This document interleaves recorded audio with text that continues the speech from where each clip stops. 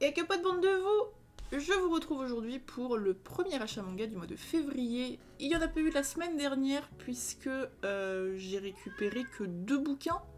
Du coup ça valait pas le coup d'en faire une, mais on va commencer par cela, du coup par les achats de la semaine dernière.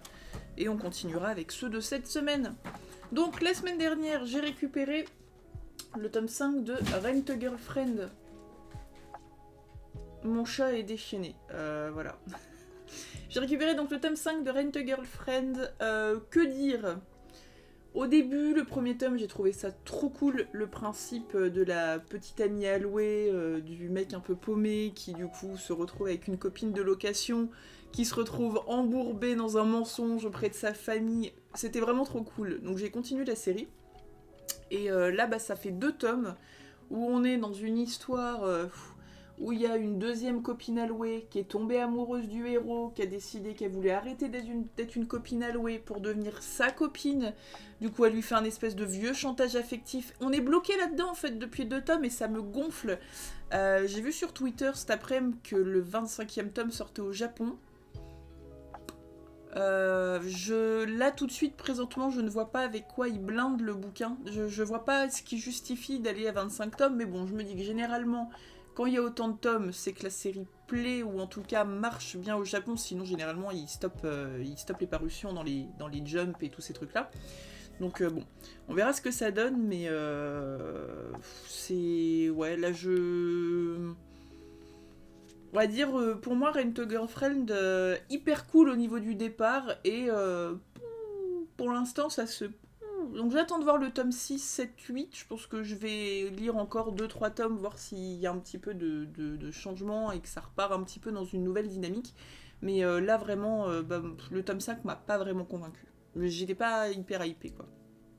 Enfin bon. Donc, la deuxième nouveauté, nouveauté de la semaine dernière, c'était bien entendu le tome 31 de My Hero Academia, qui lui pour le coup n'était pas décevant du tout, bien au contraire, il était absolument incroyable. Exceptionnellement, je me serais bien pris le coffret, mais bon bah comme d'hab, il y en avait plus nulle part, et les seules façons de le revoir, c'est fois 10 000% sur Vinted par toutes les charognes du coin. Donc je n'ai pas le collector. La petite, je sais pas comment on appelle ça, les espèces de petites plaques en plastique là avec Bakugo qui est mon personnage préféré, m'aurait bien plu, mais bon. Que dire Que dire? Encore plein de rebondissements. On arrive sur l'arc final, comme l'annonçait l'auteur. Les dernières pages sont insane. Voilà, donc là on voit que les méchants vont devenir très très méchants. Izuku, bon, je vais pas spoiler plus que ça, mais en gros, Izuku, lui, va prendre un petit peu son indépendance, on va dire ça comme ça. Je pense on va voir beaucoup plus les personnages du One for All. Ça va être trop bien. Vraiment, ça va être trop bien. Voilà. Je pense que ça va être vraiment insane. Enfin, de toute façon, moi, je suis absolument pas déçue par My Hero Academia. Et pour ceux qui le lisent, je trouve vraiment que depuis quelques tomes, la série, elle a gagné en intensité. Enfin, c'est juste ouf. C'est, je crois, le bouquin, enfin je l'ai déjà dit, mais c'est la série où limite je vais l'acheter J1. Les Black Clover aussi, ça me fait un peu cet effet-là où dès qu'ils sortent, j'ai envie de la voir, parce qu'en plus en ce moment il se passe des trucs trop bien dans la série. Mais vraiment, The Shonen, quoi. C'est. Alors, je comparerai pas avec les One Piece et autres que je trouve très bien aussi, mais ma hype est totalement portée sur celui-là en ce moment. Et les jaquettes. Moi, je trouve que pareil, c'est que ce soit la qualité à l'intérieur du bouquin ou les jaquettes, je trouve que c'était déjà très bon avant, hein, mais je trouve que c'est tout hyper méga trop bien maintenant, quoi. Enfin bref, voilà, donc My Hero Academia, le tome 31. Ça, c'était pour les achats de la semaine dernière. Tac. Dans ce qui est sorti aussi la semaine dernière... Ah, j'ai pas reposé celui-là. Alors, attendez. Hop, j'essaye d'y aller doucement pour ne pas faire trop de bruit. J'ai récupéré aussi, bon lui il était sorti la semaine dernière donc je vous le présente maintenant, le tome 8 de la Perfect Edition de Sailor Moon. Je ne l'ai pas récupéré avant parce qu'au final on s'est rendu compte, ma librairie qui m'avait pas préco le tome 8 mais le tome 10. Donc j'aurais pu attendre longtemps parce que le 10 va pas sortir avant... vu que le 8 est sorti le mois dernier, je pense avant 4 mois, 3-4 mois, un truc comme ça. Donc on continue l'arc avec la licorne, si je me rappelle bien, parce que du coup le tome 7, je l'ai lu il y a un petit moment. Mais il me semble qu'on était là-dessus. Petite couverture avec Mademoiselle Chibi Moon. Qu'elle est là. Moi je l'aime bien, Chibi Moon. Donc. Là en ce moment ça commence à être pas mal centré. Enfin, ça parle un peu de tous les persos. Hein. On est toujours vachement avec Queen Serenity et tout. Mais cet arc-là, on voit pas mal de choses sur Chibi Moon et c'est plutôt cool. On va avoir le retour des pseudo-sellers oubliés, comme j'aime à les appeler, Saturne, Pluto, Uranus et Neptune, et du coup c'est cool. Toujours les petites pages couleurs entre chaque chapitre. Enfin voilà, encore une fois, pour moi Sailor Moon c'est la base. C'est un des mangas quand j'étais gamine, je pense, qui m'a fait aimer les mangas. Du coup c'est un plaisir en fait, c'est juste un plaisir. Et je suis en train de voir que... ok. C'est un tome, c'est comme le tome 6. Alors c'était le 5 ou le 6, je ne sais plus, mais en gros, pour ceux qui ne savent pas, ou voilà, dans la série normale, enfin dans la dernière édition qu'ils ont sortie, vous aviez tous les tomes de Sailor Moon et vous aviez 2 tomes short story.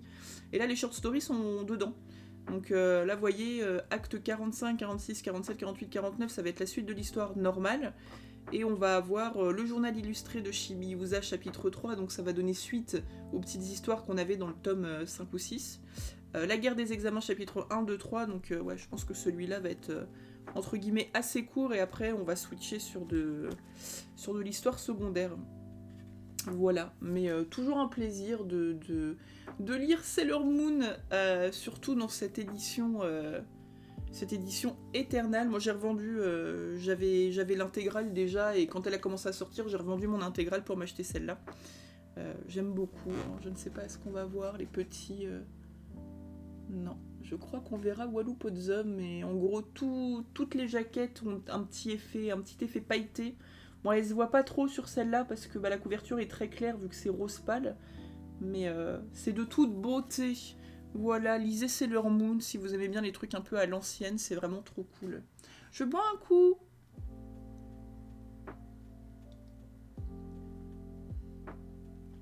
Ah, slurp. Alors, nous arrivons donc dans les nouveautés de cette semaine. Il n'y en a pas moult, j'étais un peu déçue, je n'ai pas eu Shiruran, j'ai envie de chialer. Pas Black Clover non plus, j'ai doublement envie de chialer, bref voilà. Mais bon, on fait avec ce qu'on a, je suis en train de lire les... Du coup, vu que j'ai pas non plus énormément de nouveautés chaque semaine en ce moment, je crois qu'ils ont des problèmes avec j'allais dire leur livreur, mais c'est pas ça, mais les mecs avec qui ils bossent là pour choper les bouquins. Donc du coup, ça me donne l'occasion de commencer à lire quelques séries que je n'ai pas lues dans ma mangatech, et je suis absolument happée en ce moment par les The Promised Neverland que j'avais acheté. J'avais vu la saison 1 en animé qui m'avait du coup je les ai achetés de façon assez compulsive en me disant je les lirai c'est sûr. J'ai commencé et là j'ai rattrapé largement la saison 1, je suis en train de découvrir un peu le reste et il se passe des trucs de fou. Donc en fait c'est pas grave si j'ai moins de trucs à acheter et mon compte en banque est content. Donc tout va bien. Bref. Nous continuons donc cette semaine avec le tome 6 de Blue Lock. Blue Lock qui est sorti en même temps à peu près que Aohashi de chez Mangetsu. Donc deux mangas de foot alors que j'aime pas le foot, mais autant Aohashi c'est côté un peu tryhard, mais comment dire, développement de personnages, mais un peu peaceful, enfin... je trouve ça tranquille en fait, j'aime bien un peu tout ce qui est évoqué, les émotions de personnages et tout qu'il peut y avoir dans Aohashi. On n'est pas du tout dans le même mood dans Blue Lock, où on prend un Battle Royale, vous mettez une balle de foot au milieu et on est dans Blue Lock quoi. C'est vachement moins peaceful pour le coup, mais du coup je trouve ça excellent. En gros on va suivre le héros qui s'appelle je ne sais absolument plus comment du tout, mais en gros on va suivre donc ce Jean-Michel là, je crois que c'est lui. Ouais, je crois que c'est lui. Oui, c'est ça. Qui va se retrouver dans un bâtiment avec d'autres jeunes qui veulent devenir le meilleur attaquant du Japon. Et en gros, c'est des matchs de foot en mode Battle Royale. Vous êtes en équipe, mais vous vous faites disqualifier. Là, il y a le tome 5 qui s'est fini sur la disqualification de toute une poule, entre guillemets. Donc, pas la cote-cote, hein. Le groupe... Putain, je fais des vannes absolument incroyables. Je vais retourner me coucher. Pas le groupe... voilà, c'était genre 5 équipes vs 5 équipes ou 6 vs 5. Tous ces groupes-là, ils ont retiré que les meilleurs de chaque groupe, etc., etc. Et là, du coup, on a les meilleurs de tous les groupes qui viennent de reformer un seul groupe et qui vont tous se battre. Là, on arrive là-dedans, là. Donc, logiquement, ça devrait commencer à être cool. En plus, le truc qui est sympa, c'est que, ajouté au côté BR, vous avez le côté un peu... je vais pas dire super pouvoir, parce que c'est pas ça. Mais ils ont tous une capacité spéciale. Genre, ça va être le mec qui coupe... qui se tape des pointes hyper vite. Du coup, l'animation... Enfin, c'est pas de l'animation, mais... L'animation papier, ou en tout cas le dessin de l'action est insane. Vous allez avoir le mec qui a le regard de l'aigle, vous allez avoir le mec qui fait des passes incroyables. Enfin, ils ont tous une capacité spéciale liée au foot forcément, plus ou moins tirée par les cheveux des fois, mais du coup c'est quand même assez rigolo. Et ça se bastonne sur les terrains de foot. Alors attendez, je vais vous montrer, il y a forcément une planche. Tac. J'aimerais bien vous trouver une bonne planche. Voilà, donc par exemple, hop, une petite, je pense, reprise de petite dribblage. Mais j'aimerais bien vous montrer quand il y en a un qui est dans la zone, pour ceux qui ont la référence. Ceux qui l'ont pas, regardez Kuroko no Basket. Qu'est-ce que vous faites là? Putain, y a pas un moment où il va se mettre en mode Super Saiyan, Jean-Michel? C'est incroyable.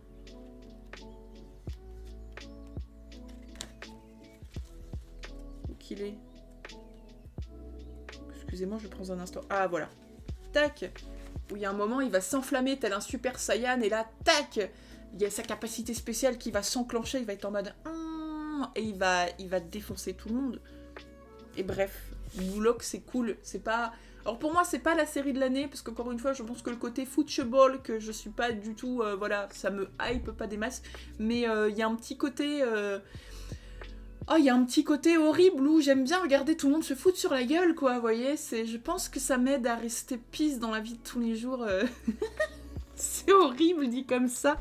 Mais non, c'est très sympa, Blue Lock, et je sais pas du tout où ils en sont, est-ce que c'est une série longue ou quoi, mais en tout cas, je prends vraiment plaisir à les retrouver tous les 2 mois. Voilà, Blue Lock, tome 6. Touc. Après, nous avons, dans un autre registre, Many Reasons Why, le tome 6 aussi. Alors, Many Reasons Why, on est chez Omake Manga. C'est une série, je dirais un petit peu à la série 13 Reasons Why. Hein. Je pense que c'est pas pour rien que son titre est comme ça. Mais en gros, l'histoire, c'est un jour, une classe va à l'école.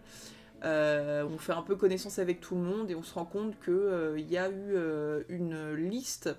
des élèves qui a fuité, on sait pas par qui, on sait pas pourquoi, ou en gros tous les élèves ils ont été classés du plus populaire au moins populaire. Mais en gros non, ils ont été placés du numéro 1 au pas numéro 1, mais on sait pas, c'est numéro 1 des notes, numéro 1 de popularité, de beauté, de ce que vous voulez, mais du coup ce classement il a été ancré dans les mœurs de la classe, et puis eux ils ont mis que la numéro 1 c'était vraiment oh c'est vraiment la plus jolie, oh c'est, enfin si vous voulez ça tout le monde s'est focalisé là-dessus et a foutu des noms là-dessus, alors qu'à la base c'était juste un truc random avec des numéros, enfin comme si ça avait été une liste de classe quoi si vous voulez. Et ce qui s'est passé c'est que la numéro 1 elle s'est suicidée. Mais du coup, pourquoi elle s'est suicidée? Tout le monde l'a kiffé, tout le monde l'a trouvé jolie, hyper intelligente. Je suis en train de parler, tu arrêtes de miauler, s'il te plaît. Effronté! J'explique des choses, dis donc! Enfin voilà, c'était la plus aimée, la plus ceci, la plus cela. Et chaque élève retrouve sur son pupitre... Mais je vais me fâcher, en fait. Il est où, le problème?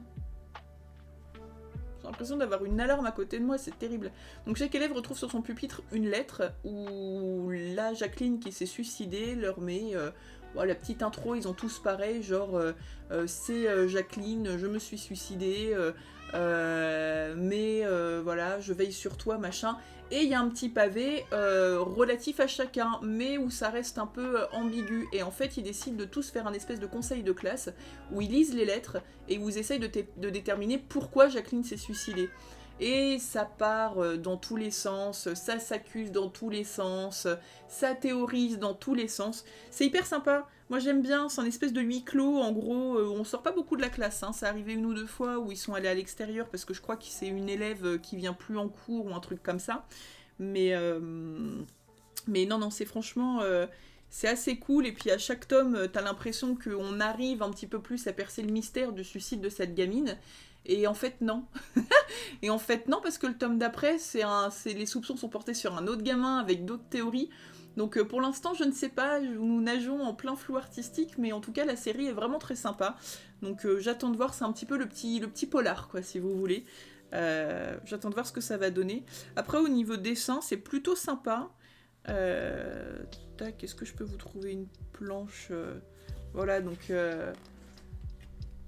vous en avez qui sont outrés, lui il prend toujours un malin plaisir à retourner le cerveau de tout le monde depuis le tome 1, c'est un de mes persos préférés, j'ai plus les noms, hein, comme d'habitude, je ne retiens pas, mais voilà, c'est... Hop.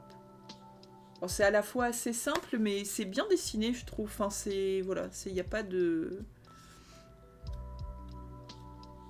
Il n'y a pas de fond en fait, il n'y a pas de décor si vous voulez, enfin quasiment pas, ou sinon ça va être des pupitres ou des trucs comme ça pour qu'on comprenne qu'on est dans une salle de classe, mais c'est vachement bien fait.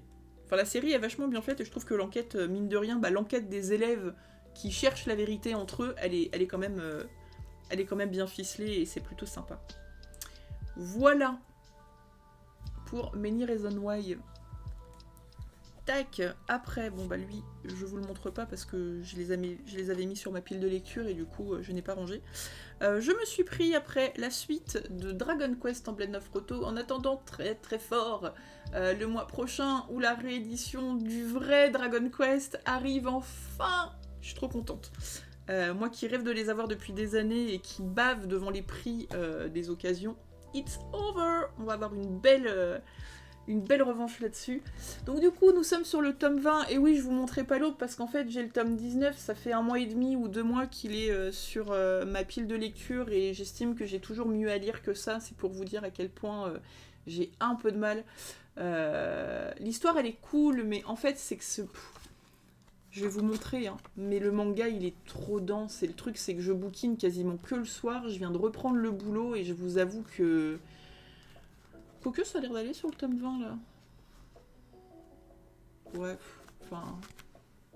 Ça va, c'est pas encore si pire en fait, mais il y a toujours du blabla. Il y a du blabla partout, tout le temps. Et j'avoue que là, ça fait 2 semaines que j'ai repris le boulot, je rentre, j'essaye de bouquiner un peu, mais j'arrive pas à me mettre dedans. C'est là les pages comme ça, moi au bout de 2 minutes, même pas au bout de 20 secondes, j'ai les yeux qui disent merde en fait, du coup j'arrive pas. Mais je vais mettre le tome 19 au-dessus parce que j'ai pas envie de prendre trop de retard. Je sais que c'est pas le genre de série où je vais me taper 5 tomes d'un coup. Donc voilà. Mais sinon, en vrai, l'histoire elle est sympa. Je trouve qu'elle est juste un peu bourrative. On va dire ça comme ça. Sympa mais bourratif. On est toujours dans le délire à la Dragon Quest hein, avec le pseudo-roi des ténèbres qui a réveillé donc tous les monstres qu'on peut croiser dans la saga des Dragon Quest. On a l'héritier de l'emblème of Roto, l'emblème de Dragon Quest, qui en gros va combattre les forces du mal avec ses amis. Enfin, voilà, on est dans un shonen pur et dur, hein. Là pour le coup, vraiment... pour ceux qui connaissent la saga des Dragon Quest, voilà, on peut être vraiment centré là-dessus. C'est du dérivé de Fly, hein, au final, comme je vous disais, celui qui va ressortir là. On est sur du dérivé de cette série-là, mais je dirais que voilà, là où Fly pouvait avoir des côtés, alors je dis pas que c'est enfantin, mais peut-être un petit peu moins mature ou plus léger par moment. Là, on est dans la guéguerre, et puis dans les trucs, on est dans du dur où je vous dis, il y a des... Enfin voilà, avec du blabla partout, où on explique qu'il y a Jean-Michel qui a trahi Jacqueline, Jacqueline elle a trahi Jacqueline 2, enfin voilà. Donc il y a des... Par contre, graphiquement, moi je trouve ça super sympa. C'est très carré, c'est... Je voudrais vous trouver une jolie planche. Je voudrais vous trouver une jolie planche. Bon, celle-là est pas mal. Bon, c'est une entrée de chapitre, mais enfin... C'est voilà, on voit que les méchants sont méchants. À gros le gros dragon. À gros la princesse derrière. Enfin voilà. On est sur du classico. On est vraiment sur du délire à la Dragon Quest. Des gentils qui deviennent méchants. Des méchants qui deviennent gentils. Le pouvoir de l'amitié est tutti quanti. Il faut que je lise le tome 19 et faut que je lise le tome 20 avant la sortie du tome 21. Du coup, voilou. Et pour finir, j'ai acheté quelque chose que je savais même pas que ça sortait, que je savais même pas que ça existait. Juste comme d'hab, bon bah je prends, si vous voulez, j'ai mon petit rituel, hein, j'arrive, c'est toujours le même monsieur qui me sert, donc il va chercher mes commandes, j'en commande 2-3 autres, et je fais toujours mon petit tour en fait pour voir un peu les nouveautés. Et bah il y a un truc qui m'a un peu happé l'œil, je me suis dit ouais les dessins sont sympas, c'est Tengen Anki, la légende du sang maudit de chez Dark Kana. Je sais pas s'il y en a qui connaissent. En fait, c'est très con, mais le personnage m'a fait penser au mec de Bloodlad. Il y en a, ça leur parlera peut-être. C'est une série, un shonen un peu humoristique, entre guillemets, avec un espèce de vampire. Enfin, c'est un peu barré, mais je la trouve trop cool, cette série. Et ça m'a fait penser à ça. Et je sais pas pourquoi, je me suis dit, ouais, putain, en fait, ça a l'air cool. Et les dessins, je les trouvais sympas. J'ai tardé un peu à sortir la vidéo parce que je voulais absolument lire les 2 tomes parce que je n'avais absolument rien à vous dire dessus vu que je n'ai même jamais entendu parler de ça sur Twitter, j'ai même pas vu passer la sortie et enfin voilà, c'est genre l'OVNI, pas de Joule mais l'OVNI quand même. La particularité c'est que j'ai pris un coffret, je prends jamais de coffret, j'achète jamais de collector, je m'en tamponne un peu la nouille et je trouve ça moche dans une mangatech, je préfère avoir les bouquins bien rangés et bah voilà, il y avait les 2 livres là, puis il y avait un pauvre petit coffret qui se baladait. Du coup, je me suis dit, je vais pas te laisser tout seul. Et je l'ai pris pourquoi? Parce qu'il y avait des jaquettes réversibles. Je me suis dit, bah tiens, pour une fois, moi aussi, je vais me la péter à commencer une série à avoir des jaquettes réversibles. Donc, Touk. En fait, c'est des jaquettes avec, bah, du coup, les protagonistes. Donc, de quoi ça cause-t-il? En gros, Shinki, qui est le héros, vit avec son père adoptif et tout au début, ça va assez vite, j'ai trouvé ça un peu dommage, c'est que ça va très très vite. Hein. Dans les premières pages, en gros, on voit que Shinki est avec son père adoptif tient une bouteille, non, il tient pas une bouteille, il tient une boutique où il vend des bouteilles d'alcool. Et apparemment, on comprend vite fait que Shinki, dedans, il fait plus ou moins, il a une pièce où il a des armes. Il vendrait des armes au sein de la boutique d'alcool. Bon, on arrive sur une dispute entre les deux. Son père, il lui dit qu'il est vraiment trop con de faire ça. Shinki lui dit, je m'en bats les couilles, t'es pas mon père, on partage le même sang. Ah, ok, t'as été adopté, qu'est-ce qui se passe, ok. Et là, il y a son père qui s'en va pour faire une livraison. Et il y a un mec qui arrive à la boutique et pouf, la boutique explose. Ok. Son père fait demi-tour, fonce dans la boutique en bagnole, écrase le gars qui vient de faire exploser la boutique. Shinki, il faut absolument qu'on s'en aille, machin bidule. Et là, en gros, en 12 pages, on est au courant que le mec, que Shinki, en fait, il est humain, mais pas vraiment, parce qu'il a du sang de Oni dans les veines. Donc les Oni, c'est des espèces de monstres de la mythologie japonaise. Je vous fais ça en très bref, hein. Il y a probablement des gens qui s'y connaissent beaucoup mieux que moi pas trop. Mais en fait, c'est ce côté-là qui m'intéressait, si vous voulez. C'est que j'aime beaucoup les bouquins, enfin les mangas qui traitent un petit peu du lore japonais, de tout ce qui est... de tout ce qui va être fantôme, de tout ce qui va être démon, de toutes ces choses-là. Et du coup, je me suis dit, tiens, un truc sur les Oni, ça peut être sympa. C'est plutôt badass en plus comme bestiaux. Et puis, bah, vu que la jaquette, il y a l'air d'avoir un truc un peu badass et bestial derrière, je me suis dit, why not? Et du coup, je reprends le fil de mon histoire. Le mec chelou se relève et rattrape donc Shinki et son père. Shinki se retrouve en mauvaise position. Son père, il sort une épée de son cul où on n'en sait rien, mais il y a des particules qui se mettent autour de lui. On se rend compte que le gars, en fait, il est plutôt badass.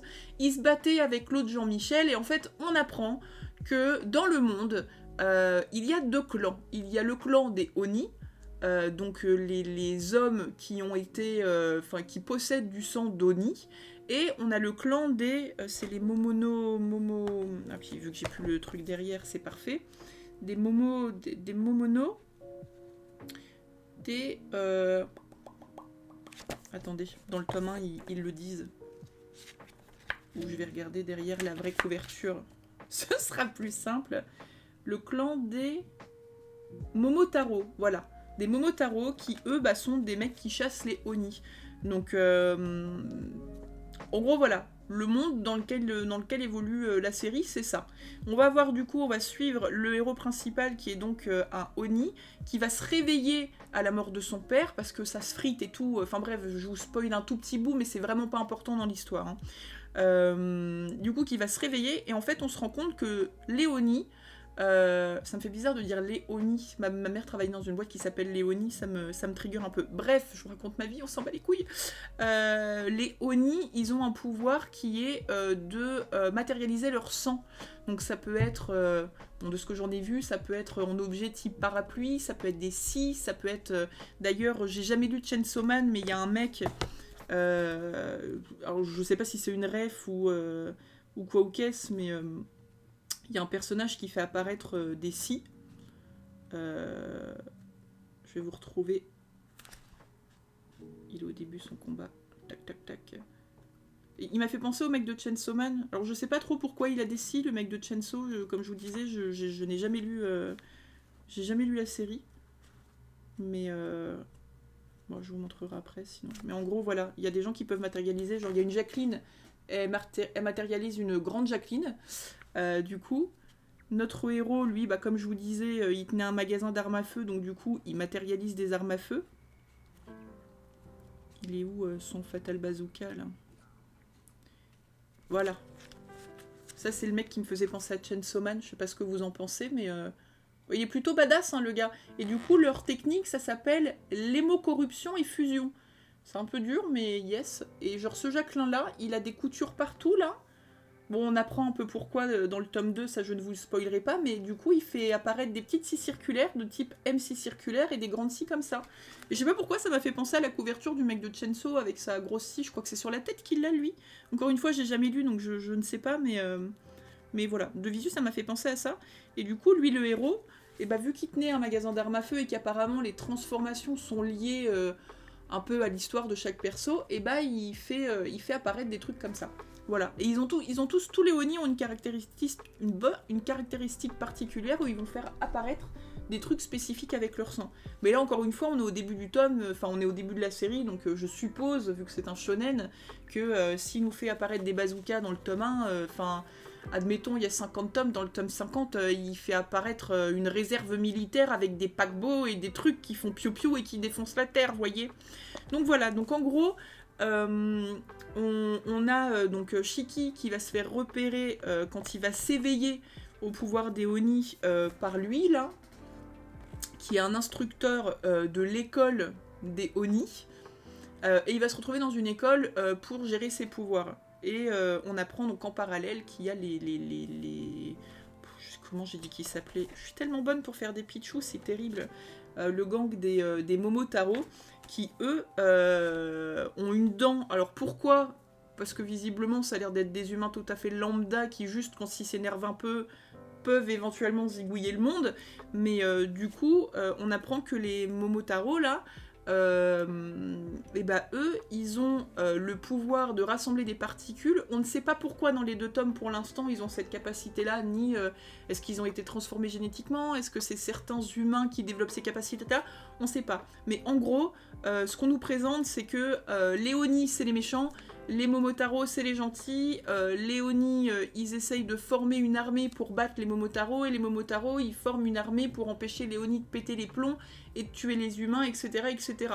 Sauf que, petite particularité, en tout cas ça nous est présenté comme ça, moi je l'ai pressenti comme ça, vous me direz dans les commentaires s'il y a des gens qui l'ont lu et qui connaissent la série ou quoi, mais dans ces deux tomes, on a beau nous expliquer que les Oni sont les méchants et que les Momotaro sont les gentils, ça a pas l'air d'être ça, hein, parce que les seuls Momotaro qu'on voit, mais ça a l'air d'être des gens complètement barrés dans leur tête en fait, c'est au secours, c'est genre il y en a un, même si c'est des... ils butent les Oni quand ils sont enfants, genre, oh là, excusez-moi, ils leur laissent genre aucune chance. Ils font des expériences sur eux, genre il y en a un, il crée des ghouls démoniaques, ça me fait presque penser à l'épisode de Full Metal Alchemist, là, qui ressort tous les ans pour la fête des pères, genre je pense que tout le monde verrait à peu près de quoi je parle. Je ne parle pas la France du tout aujourd'hui, c'est terrible, mais bon, c'est fini. Enfin voilà, ça a l'air d'être des bons psychopathes. Donc globalement, on est sur un shonen un peu dark shonen. Ça a l'air sympa. Voilà, ça a l'air sympa, je me prononce pas trop. Tu vois, c'est pas comme Manchuri, là, quand je vous l'ai présenté il y a 2 mois, où je vous ai dit ça, c'est sûr, ça va être une tuerie sa mère. Et je reviendrai pas là-dessus, hein, vraiment, c'est pouf. Je pense que ça va être sympa. Voilà, pour l'instant, c'est sympa. Je vais lui donner sa chance. Il y a quelques séries comme ça que je commence un peu sur un coup de tête en mode tiens, ça a l'air cool, mais malheureusement, c'est 3-4 tomes, et puis après, je laisse tomber parce que c'est pas si ouf que ça. Au niveau des dessins, il n'y a rien à dire en fait. Hein. Genre vraiment, voilà. Au niveau des transformations et... Tiens, bah voyez. C'est ce que je vous disais, ça c'est son papa. Et ça c'est des espèces de particules qui se forment en armes. Donc ça c'est le gang des humains des Momotaro là. Et enfin non, c'est... En tout cas, les scènes d'action ou les scènes où les Oni se manifestent, elles sont quand même vachement qualitatives. C'est très joli. Vous voyez, petit combat avec son instructeur, histoire de voir ce qu'il a dans le bidou. C'est voilà, on est vraiment sur quelque chose d'assez minutieux et de très très bien fait. Pour l'instant, le petit bémol que je pourrais mettre, c'est que le héros est con, mais vraiment, le héros est con. C'est un truc qui m'agace un peu dans certains shonen. Les histoires peuvent être très sympas, mais putain, ils font tellement... En fait, il y a tellement le côté évolutif dans les shonen, des fois, que j'ai l'impression qu'ils font partir le héros du fin fond de la déchéance, histoire d'en faire quelque chose d'à peu près cool après, mais on n'est pas obligé, en fait. Il peut juste partir de quelqu'un de totalement lambda, mais avec un minimum de neurones. Là, non, le héros est très con au début, je trouve. Bon, il a l'air visiblement d'avoir quand même un peu de jugeote sur certains trucs, mais globalement, il est fou. Voilà. Voilà, donc pour Tengen Anki, la légende de Sang Maudit. Donc, affaire à suivre. J'ai regardé sur un forum vite fait ce que ça donnait. Est-ce qu'il y avait des avis ? Apparemment, il y a des gens qui ont vu un animé japonais, je suppose, ou lu des scans japonais, et ça a l'air d'être une tuerie. Il y a 7 tomes sortis pour l'instant, au Japon, pardon, c'est une série en cours, donc je pense que d'ici là, ça a le temps d'évoluer un petit peu, et puis de voir ce que ça donne. Donc comme je vous disais, dans ce coffret, il y avait donc les 2 tomes avec des jaquettes réversibles, donc ça c'est les jaquettes réversibles, et il y avait des petites cartes. Donc ça c'est les persos qu'on voit dans les premiers tomes, hein. Il n'y a pas de... C'est les persos de la classe. Bon bah pareil, hein, dans sa classe, on est sur du shonen, enfin vraiment genre basique, hein. Là vous avez le héros, là vous avez le mec un peu au sang chaud, là vous allez avoir la tsundere, là vous avez le binoclard qui aime pas qu'on le traite de binoclard, là vous avez le mec... Askip, il a une histoire trop dark. Là, vous avez la Jacqueline qui est un peu... C'est horripilant au possible. Là, c'est le prof de la classe. Et lui, je sais plus, mais en gros, voilà, on est dans un shonen japonais. Hein, on a tout. On a tout poussé à l'extrême. Si, je crois que lui, c'est le mec un peu timide. Et lui, non, le binoclard, il me faisait penser un peu à Tenga de My Hero Academia. La première fois qu'on l'entend parler, il a un délire où ouais, il est un peu en mode délégué de classe machin. Et là, eux, c'est lui, c'est le psychopathe dont je vous parlais, qui fait des expériences de type Full Metal Alchemist. Mais voilà, après, on n'en sait pas plus pour l'instant, on n'est que sur les 2 premiers tomes. Je trouve ça cool, par contre, qu'il commence de plus en plus à sortir 2 tomes d'un coup quand il sort des nouvelles séries. Parce qu'en vrai, avec un tome, t'as pas vraiment le temps de voir un petit peu ce qui se dit. Enfin, voilà, j'apprécie le fait qu'ils sortent 2 tomes en même temps. Je vais ranger les petites cartes. Touc. Et puis voilà, on finit là-dessus pour les achats de la semaine. Hop, dites-moi donc, qu'est-ce que vous attendez, vous, pour le mois de février ? Est-ce qu'il y a des mangas, des nouveautés ou des trucs que vous attendez absolument ? Est-ce que vous aussi, vous avez testé le Tengen Anki ? Avez-vous lu le tome 31 de MHA, qu'il est absolument incroyable ? Trop de questions.